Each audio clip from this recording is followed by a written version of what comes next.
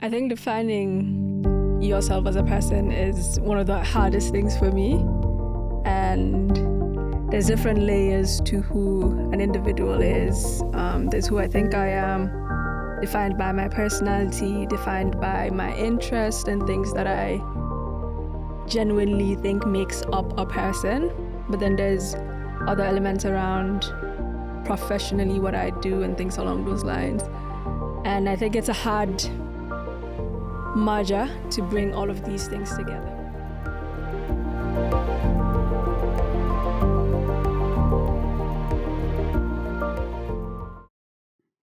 I'm a mother, I'm a daughter, I'm a sister, I'm a friend, I'm a writer, I'm a storyteller, I'm a Christian, I'm an activist, I'm a trailblazer. At times, I want to believe I'm just a little girl with big dreams. When I express my opinion on women's rights, I am referred to as a feminist, even if I do not identify as one. When people look at me, they instinctively describe me as a woman. Others will combine this with the color of my skin, my cultural identity, and determine the kind of woman I ought to be. I do not have a single description. Every time I introduce myself, it is always different, which is determined by where I am. I have tried so many times to just have one way to introduce myself or to say who I am, but I would say at this point in my life, it's just become harder and harder. So I just go with where I am. You know, I hardly talk about being a mother. Those who do not know me well never get to know I am a mother. It is not what you think. I am a very proud mother and would actually sell my kidneys if it came to that for my daughter. The reason I do not lead with being a mother is how people relate to me the moment they know. Everything changes, the conversation changes, and it seems like my existence is now viewed from a mother's perspective, and it does make me a little bit uncomfortable. I've even heard people telling me how lucky I am I have found my purpose, to which they mean motherhood. I love my daughter dearly. She is a big part of my life, but I just think I have a bigger purpose. Who I am is often decided for me, which is a default setting of socialization across the globe. There is a preconceived notion of who and how a woman should be in every society. This is not only taught to young girls growing up, but there is a narrative created in socio-cultural settings and media representation. I want to believe I'm not the only one who has seen it in Disney World fairy tales, numerous Netflix films, and TV shows. The message is crafted for us. I have decided to embark on a journey to understand how women form their individual identities outside the social construction of culture, religion, and globalization. To me, these are common aspects that influence identity. I will be talking to 3 different women from different countries, and they will share with me their journey and how they have decided to choose who they are. I invite you to explore this quest with me. For this podcast, I am a researcher, producer, and host. Welcome to the Tale of Identity. My name is Tabitha Mwai. Aissatou is a young feminist from the Gambia that is passionate about storytelling to influence development and social change. Valerie is now a graduate in philosophy and literature. But Valerie is also a huge creative at heart, and she loves all things photography, writing, and music. She also loves her academia. I'm Vicky. I'm a sister. I'm a daughter. I'm a person who loves caring about people, and I am divinely expressed. And when I say I'm the divine expressed, what I mean is that if the divine was the sun, I'm a ray of the sun. I'm just part of what the divine is trying to do. And for me, I see it as trying to express itself in this body with the circumstances that I go through and with my life in its own uniqueness. I grew up in a pastoral home. My dad was a pastor, then he became a bishop. And it did dictate how my relationship with now the divine was back then. I used to have questions, and along the way, I decided to now fully question what I believe. As a result, at some point in my life, I decided to let me just do spirituality on my own terms. And the beginning of that was me questioning my beliefs, why I believe what I believe, what is practical about the Christian faith that I can still use in my life, and what is not useful for me anymore. So what else can I bring into my experience as well? Without doubt, religion is one thing that determines family values and gender roles, and it's passed down from generation to generation. But I'm more interested in understanding how people form their identities.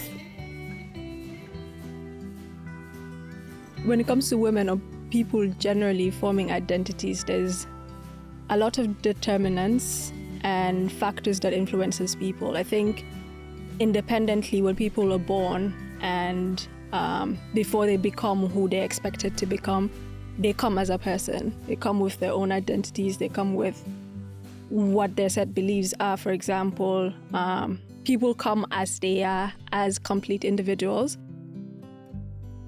There's a lot of external factors that influences who you think you're supposed to be, and that essentially defines who you become as a person. So there's religious factors, for example, that gives you a set teachings and set beliefs around this is who you're expected to be as a woman, this is what your roles are, this is how you're supposed to dress up. And there's social cultural factors as well that influences what or who people become in defining what their gender roles are in society, in defining the jobs that they take up, in defining even the extent that they want to grow as individuals, the goals that they set for themselves. Because if you grow up as a woman in an African society like I grew up in, there was a lot of taming of women that happened. Our social cultural beliefs generally considered women as homemakers and homekeepers. And I feel like all of these confinements defines people, but essentially it depends on whether or not you conform to these set identities as well. I strongly believe that identity for women changes and it evolves. Sometimes it is in accordance to the social cultural beliefs and practices that you grew up in. It conforms to religious practices and beliefs as well. Sometimes it doesn't, and it evolves in that sense, whether you reinforce whatever social cultural beliefs that you have or religious beliefs that influence your identity as a person, or you resist those things. And that is where the conflict around who you're supposed to be, who you are, and who you're expected to be comes into play, I think. I'm curious to know, what messages do women encounter growing up? I grew up in London, in North London specifically, so there are like a few categories a woman can exist, especially a young woman. And for a young Black woman growing up in North London, it almost felt like you either had to grow up too quickly or you had to be like this very soft, excessively feminine woman navigating the world. I almost felt odd at times, like I was the other in that setting, because this prescribed idea of like a young girl that has to grow up too quickly also has to navigate what it means to be a young Black girl in Britain, and like this idea that somehow because you're Black and you're young, you're less capable of entertaining certain spaces, you're less like valuable in certain spaces. I felt like growing up I always had to be one step up in terms of my academia or in terms of like how I present myself, so that I would feel more accepted in certain spaces, or so that I had some sort of leverage, not walking into those spaces and feeling like I'm less than or I don't belong here. There is definitely a narrative of not belonging in said spaces as a young Black girl.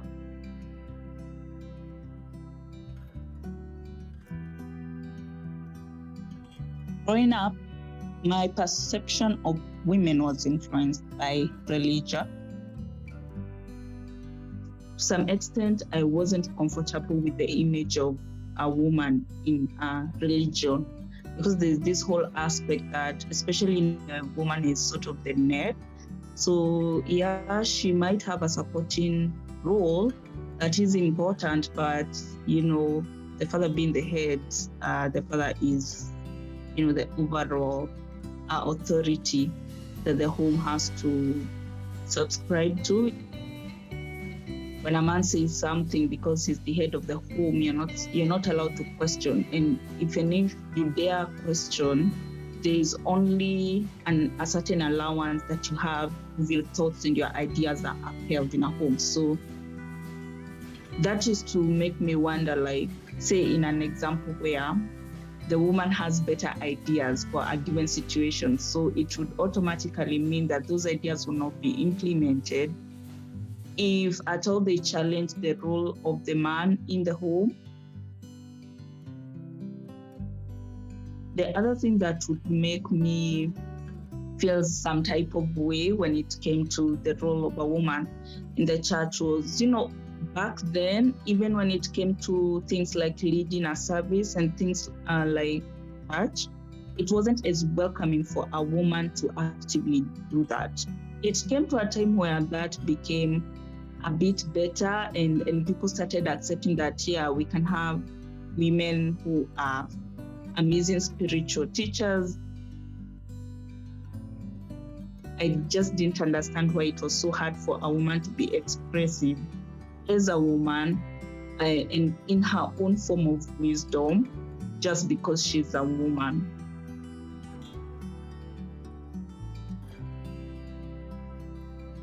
I would say there were different messages and the way they were delivered, but I think the most evident, and in my argument, what has influenced every other messaging, is that as a woman, you're being prepared for marriage. You're being prepared to care for a man.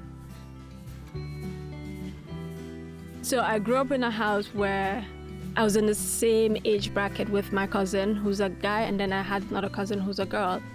And even from a young age, it was evident how different we were being raised. My mom used to make me wash my cousin's uniforms. That expectation was not on him, even though it was his clothes and he would wear them the next day. The expectation was on me as the girl. I'd fight all the time. I'd say I'm not doing it. I'd say I don't want to do it. Sometimes I'll ask openly. I used to ask questions. Why isn't he doing his laundry himself? And it's like, oh, you're the girl. You're the one that's going to get married. So you are the one that is expected to perfect these things, right? I grew up seeing women in my family taking care of the home, doing the chores in the household, doing everything to make sure that our family values, the family name is kept intact. And that, in my understanding now, has defined what their roles are. And in the sense, it defined the way that they dressed, the way that they approached people, they spoke to people, the way that they carried themselves in that sense. I remember there was instances where you're told, oh, you're not supposed to walk like that, you're a woman. You're not supposed to sit like that, you're a woman. You're not supposed to do A, B, C, D because you're a woman or you're a girl. But I was the complete opposite. I think my form of resistance around identity started at a very young age. I dabbled and dabbled in the different worlds of what boys are expected to do and what girls are expected to do. I played football when I was a child. And I played video games with my brothers when I was a child. And I was very passionate about those things and I found interest in them, even where I was told that that was not what I was supposed to do. And I played cooking with my friends as well. For me, the defined line came when I grew a bit older, and even where people did not expressly or say it outwardly, I could tell that I had to choose either to act like a girl, do what the girls are doing, or I had to skip to what I wanted or enjoyed doing and just risk being stared at every single time someone walked past.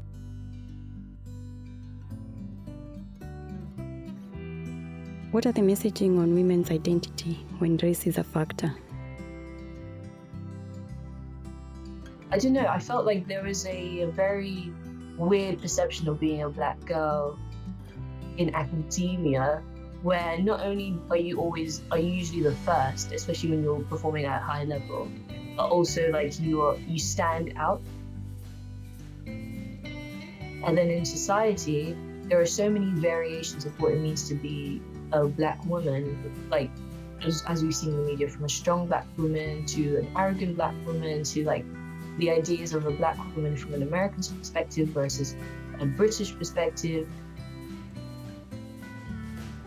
And it's always varying, but it's never like just choose to be you. It's almost like, how do you fit into these niche categories? Because obviously race already is very divisive. So it's like, how do you then find a sweet spot between being black and being accepted and being valued in the space at the same time? I always think that's the best way to sum up growing up in North London as a black girl, black young girl, is like this constant battle between obviously the mountains of insecurities, but then having to have the added like attachments of you should look like this, or you should be like this, or you should be a strong black girl, you should be a weak black girl, or you should be like this type of Christian black girl. It just completely messes with your finding yourself and being able to have that sense of protection over your identity and ushering your own self into that was very hard for me to find, but eventually I did. And now I'm still balancing that visibility versus invisibility space.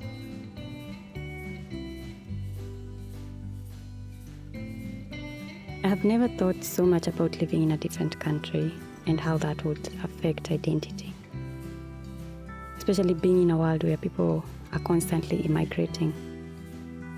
I would want to understand, how is it living in a different country? So living in a new country now, living in the UK, and an environment that is a bit different from where I am from, based on belief systems, based on sociocultural practices. I would say living here has maybe externally has exposed some layers of my identity that I wouldn't have thought about in primarily as in defining myself or in understanding who I am. So living in Gambia, I'm not thinking about whether I am Muslim or not. That's not like a forethought that comes to me. I'm not thinking I am black. It is only recently that I have to read labels on food items, for example, to make sure it's halal for me to eat. So me being a Muslim has become like a forethought for me to think about, oh, I am Muslim, I can't go to this place. Or I am Muslim, I can't eat this. I am Muslim, I can't do A, B, C, D because of my religious beliefs and things along those lines. But also now being a black woman in the UK, I'm a bit more cautious of the places that I go, the things that I say in public, how I act, what I do, and all of these different things, which were not things that I considered. I mean, in Gambia, I am a woman, he's a man. Those were like the primary determinants of your identity. So if you're a woman, then these are the expectations, or this is what defines you as a woman. But then here it becomes, or you're black, so this is what defines you as a black person, or you are you add another layer of being Muslim. Okay, so you're a black Muslim person, then this is what defines what those who you are in those lights. But also you bring in, so now you're black, you're Muslim, but also you're a woman. So that completes that for people externally completes your identity.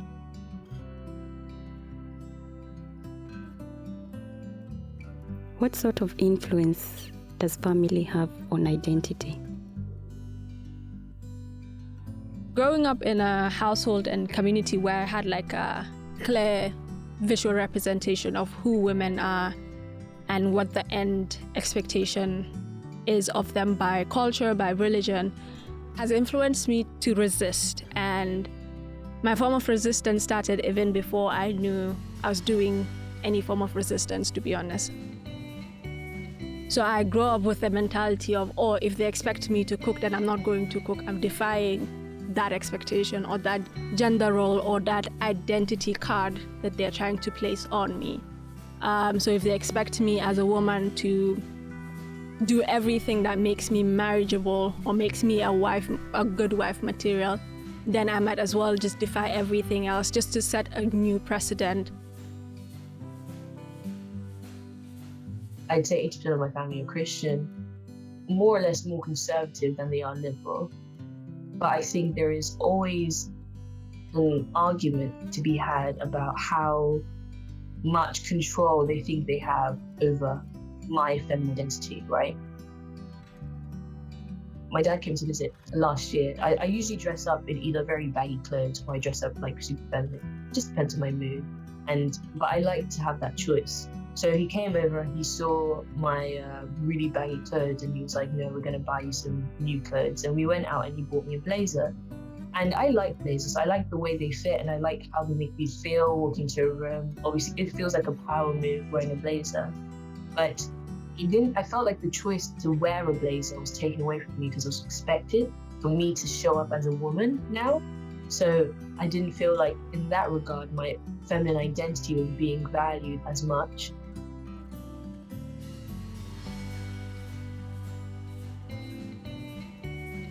When you put aside culture and religion, what else influences identity formation? Overall, the biggest influence for me has been globalisation. It's just seeing what is possible, just like I am trying to create a different path and a different possibility for other people, but also for myself to understand that I can be different, I can be A, B, and C outside of the restrictions or the expectations from religion and culture. We're able to see what other people are doing in their countries, what other women are becoming. It also inspires me in a way to be like, or if a person that is from Senegal, for example, which is a closer country to Gambia, but also around religion and cultural beliefs, if a woman in Senegal is doing A, B, and C and conforming outside of that, then as a woman in Gambia, I'm able to do all of those different things as well.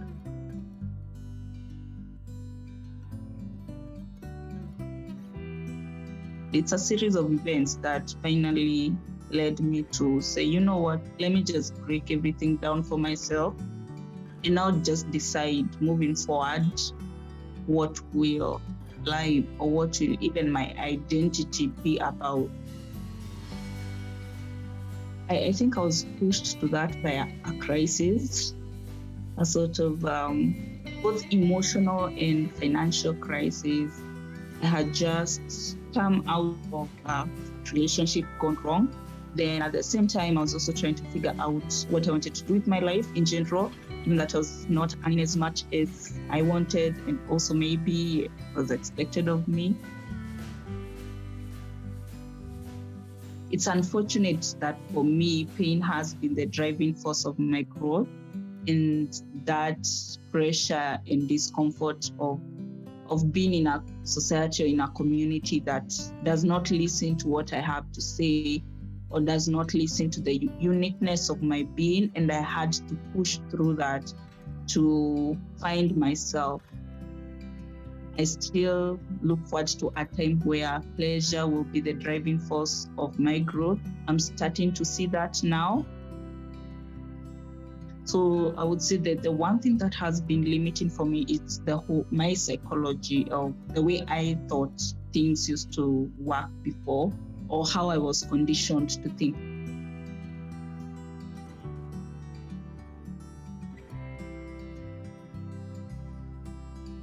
How then do you define your own identity outside all these external factors? So in defining who I am, I'm primarily focused on who I am as a person, what my values are as an individual, what my principles are as an individual, what I enjoy doing outside of the restrictions of gender. So I'm not looking at myself in the light of, oh, I am a woman, so just turning off the lights around gender, turning off the lights around race, turning off the lights around religion. It's just me as a person without all of these influential elements around who I am. I don't feel like my identity is fully defined. I feel like it's a work in progress because every day I learn something new. Every day I change a belief that I used to have. I find a more useful belief that I can work with moving forward. So I feel like my identity is not fixed. It's not like one thing I would say, now this is it for the rest of my life. But I would say my identity, it's evolving. It evolves with the times that we are in. It evolves with the knowledge that I have. It evolves with the beliefs that I currently have.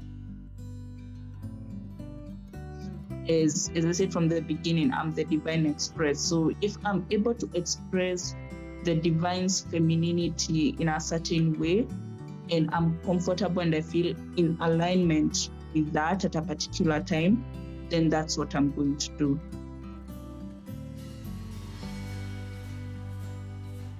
Having an idea of like who Valerie is at the core has been useful. So apart from my values, I have a picture next to my mirror, and it's like a picture of me, I think at one of the moments that I felt the most free and the most like joyful, like genuinely on the inside. And it wasn't like created by anything around me. It was just like a really good crossroad. Every time I feel like I've gone too far, that's someone I can be again because she's within me. What sort of influence is there on women's identity now in a modern society? In today's world, I'd say the core influences on women forming their own identities remains the same. It's still religion, it's still culture, it's still social practices, it's still globalization in that sense. But I think fundamentally, what determines the identities that they pick or choose is whether or not they decide to conform or resist what everything else is telling them.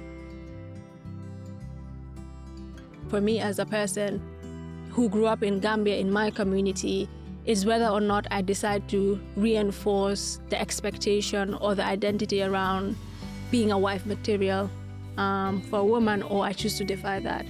So informing my identity is like an introspection within myself to say, oh, I'm conforming to what society expects me to be, and I'm going to be exactly that, or I'm going to defy what it expects me to be. And I think in today's world, there's a lot of defiance that we see where women are saying, okay, from my culture, I'm going to pick this and that defining identities, but then I'm rejecting AB. So for example, women in the past, in my community, you would say women were not expected to learn or be educated to a certain level. And even where a woman wants to be a good wife material and they learn to cook, to clean, and do all of those different things to define their identity in that sense, they can still decide to say, I'm going to school, I'm going to work, I'm going to do all of these different things. So we're in a world of picking and choosing what we conform to and what we resist. Such incredible stories.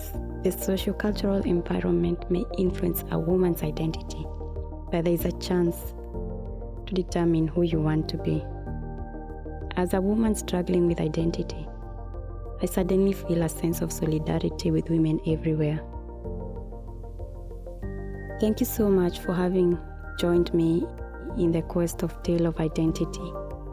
My guests were Aissatou from Gambia, Valerie from the UK, and Vicky from Kenya. I am yours truly, Tabitha Mwai.